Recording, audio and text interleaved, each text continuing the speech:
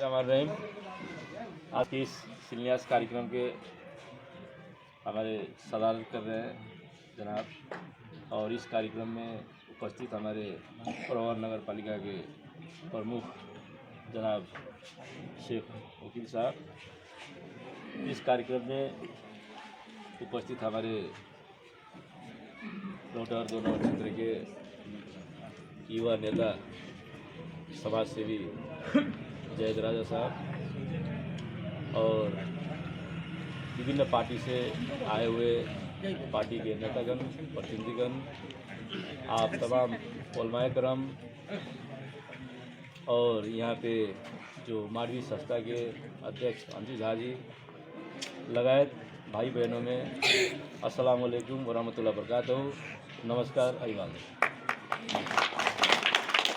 आज बहुत खुशी की बात यह है कि जो मुस्लिम आयोग का मेन उद्देश्य है, जो शिक्षा को किस तरह से हम लोग बढ़ावा दें ताकि हमारे बच्चे लोग आने वाले दिन में हर एक बच्चे जो शिक्षित रहे, अशिक्षित न रहे।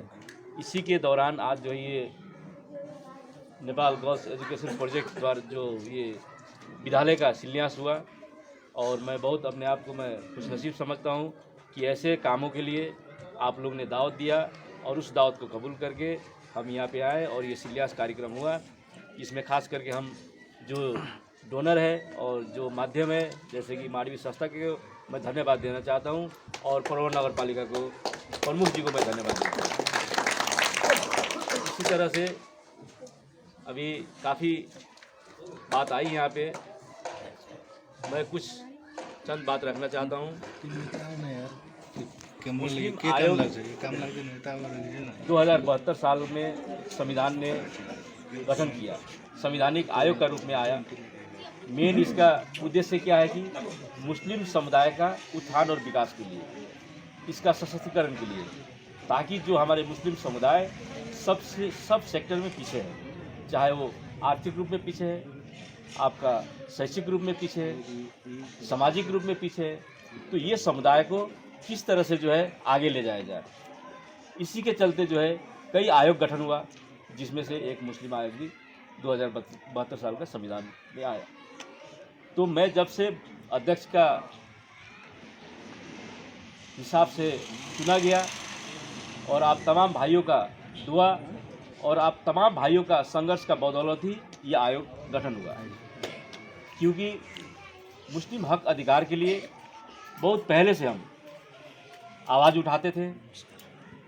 जो हम लोग का राष्ट्रीय मुस्लिम संघर्ष गठबंधन था, उसमें सभी पार्टी के भातृ संस्था और मुस्लिम नेतागण उसमें शामिल थे, ताकि कोई ये न कहे कि कोई पार्टी का दबाव की वजह से अपना बात न उठा सके। तो जब हम लोग ने गठबंधन के तहत पूरे मुल्क में हम लोग ने आंदोलन भी किया शांतिपूर्ण ढंग से, ताकि हमारा मुस्लिम का हक हुकूक और अधिकार जो है आने वाला संविधान में उसमें लिखाया जाए। और अल्लाह का करम, आप लोग का दुआ से कई चीज़ जो है हम लोग ने संविधान में लिखाने में कामयाब रहे। जैसे कि इससे पहले आपको मालूम होगा मुस्लिम जो है मधेसी कोटा में थे, तो ये संविधान में मुस्लिम का अलग कोटा यानी कि अलग क्लस्टर कायम हुआ। ये आप तमाम भाइयों का आंदोलन संघर्ष का बदौलत है।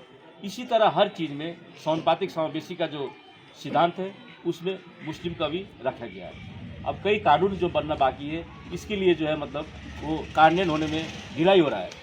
नहीं तो आपका हर एक, चाहे पुलिस, चाहे निजामती कर्मचारी, चाहे आर्मी, कहीं भी वैकेंसी खुलेगा तो 100 में 5 मुसलमान भाई अनिवार्य रूप से उसमें शामिल होंगे।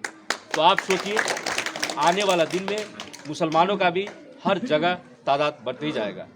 एक चीज़ हम लोग ने हासिल नहीं कर पाए, वो है विशेष अधिकार, स्पेशल राइट्स, जो 2 समुदाय को संविधान में स्थान दिया है, एक महिला समुदाय को और एक दलित समुदाय को।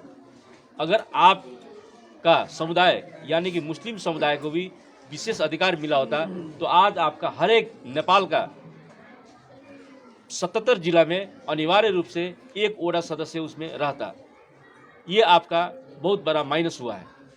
आने वाला दिन में इंशाल्लाह इसमें भी हम लोग कोशिश कर रहे हैं, और ये भी इंशाल्लाह अल्लाह ने चाहा तो ये कामयाब होगा। इसी की तरह हमारे जो मदरसे के से पढ़े लिखे हमारे उलमाए करम हमारे भाई लोग जो हमें शिक्षित करके यहाँ तक पहुँचाए हैं, उनका डिग्री का अभी तक कोई मान्यता नहीं है। उस डिग्री का मान्यता दिलाने के लिए कई मरतबा जो है हमने शिक्षा मंत्रालय में प्रधानमंत्री से बातचीत आगे बढ़ रहा है। इंशाल्लाह बहुत जल्द जो है वो डिग्री का भी मान्यता होगा, ताकि वो डिग्री के जरिए आप सरकारी सेवा में आप जा सकते हैं, कहीं ऑफिस में भी जो डिग्री का मान्यता होगा तो आप नौकरी कर सकते हैं। तो इस लिहाज से मुस्लिम आयोग का जो मेन जो मिशन है, जो मेन मकसद है कि एक ये समुदाय जो है, जो पिछड़ा हुआ समुदाय है, इसको किस तरह से हम लोग एक जो है आगे और बराबरी के हिस्सेदार में लेके जाए, एक ताकि सिस्टम में लागू कराए। उसमें जो है अभी हम दिन रात खट रहे हैं। आप लोग दुआ कीजिए, हर एक चीज़ जो अब आने वाले दिन में सिस्टम से मिलेगा।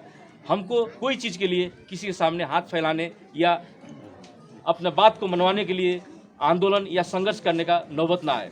आने वाले हमारे नस्ल जो हमारे बच्चे यहाँ दिखाई दे रहे हैं, इनको आसानी से हर चीज़ वो सिस्टम से मिले, जहाँ पे दूसरे समुदाय को सिस्टम से मिलता है। हमारे पुरखों ने, आपने, हमने काफ़ी संघर्ष किया अपने अधिकार के लिए, तो अब कम से कम आने वाले हमारा नस्ल जो है वो अधिकार के लिए या कोई भी चीज़ के लिए संघर्ष करने का नौबत ना आए। इसके लिए मुस्लिम आयोग जो एक पॉलिसी के तहत एक मापदंड निर्धारित करके और एक नीति निर्माण के तहत काम कर रहा है, ताकि हर एक चीज़ जो है उस सिस्टम से आप हम सबको मिल जाए। तो ये जो है मुस्लिम आयोग का मेजर रोल कहिए या मेजर मकसद कहिए, ताकि मुसलमानों को उत्थान और विकास के लिए, सशक्तिकरण के लिए हम लोग जो है एक सिस्टम बनाए। आने वाले दिन में हमेशा जो है उस सिस्टम से हमको हासिल हो। अभी कई ऐसा मसला है, कई ऐसा जो है शिक्षा से जुड़ा हुआ है, कई ऐसा जो है आर्थिक रूप से जुड़ा हुआ है। हमारे अभी कई मदरसे में जो है, जो अभी भी हमारे बच्चे जो बोरे बिछा के पढ़ते हैं, वो नौबत ना आए।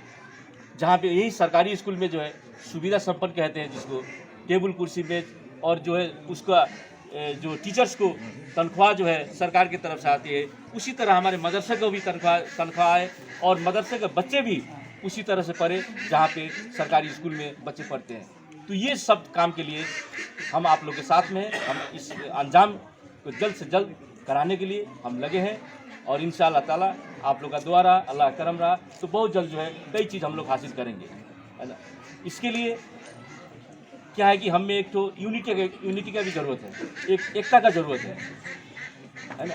अगर हम लोग जो है एक साथ होके अपना आवाज़ को बुलंद करेंगे अपना अधिकार के लिए, सही चीज़ के लिए, तो इंशाअल्लाह ताला सरकार भी, राज्य भी जो है इसको नज़रअंदाज नहीं कर सकता है। जैसे कि हम लोग ने उस वक्त में संविधान जारी होने से पहले हम लोग ने काफ़ी आंदोलन किया।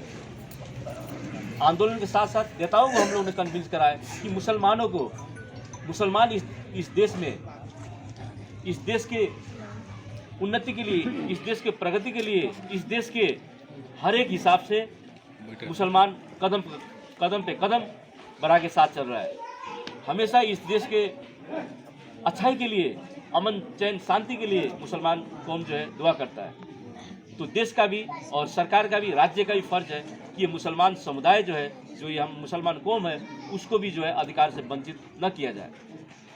इसके तहत अभी हम लोग जो है मुस्लिम आयोग का मेन जो है फोकस है एजुकेशन सेक्टर, आपका अवेयरनेस यानी कि चेतना का जो कमी है हमें, कहीं जो है हमारे न पढ़ने की वजह से कमी है, तो ये सब चीज़ से। और हमारे एक और कमी क्या है कि हम अपने बच्चे को जो है 16 वर्ष हुआ और उसका जो है नागरिकता बनाए और तुरंत जो है खाली मुल्क के हम लोग भेज देते हैं। ये सबसे बड़ा जो है हमारा, एक तो आर्थिक कमजोरी से भी है, लेकिन कम से कम 16 वर्ष तक जब हम आप लोग ने जो है किसी तरह से उसको जो है काबिल बनाया, तो कम से कम उसको और थोड़ा सा शिक्षा देके 24 वर्ष तक आप लोग काबिल बनाइए, ताकि वो डिग्री लेके खारिज जाए तो एक ऑफिसर के तौर पर जाए, ना कि लेबर के तौर पर। इसके लिए भी आप लोग सोचिए, कम से कम वो पढ़ लिख के एक डिग्री लेके जाएगा तो कहीं पे जाएगा तो ऑफिसर बनेगा, उसके अंडर में कई ऐसे कामदार होंगे।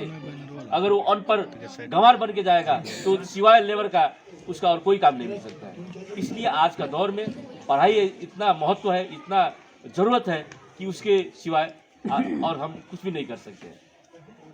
तो इसीलिए मैं फिर से शुक्रिया अदा करना चाहता हूँ, धन्यवाद देना चाहता हूँ हमारे परवा के मेयर साहब को और ये मानवीय संस्था के अध्यक्ष को, जो ये एक स्कूल भवन का शिलान्यास आज हुआ है।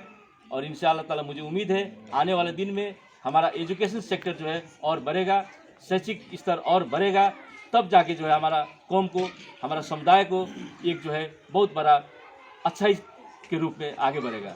इतना कहते ही अब फिर अभी दूसरा जगह भी जाना है। तो आज का जो कार्यक्रम के लिए मुझे यहाँ पे आप लोग ने दावत दिया,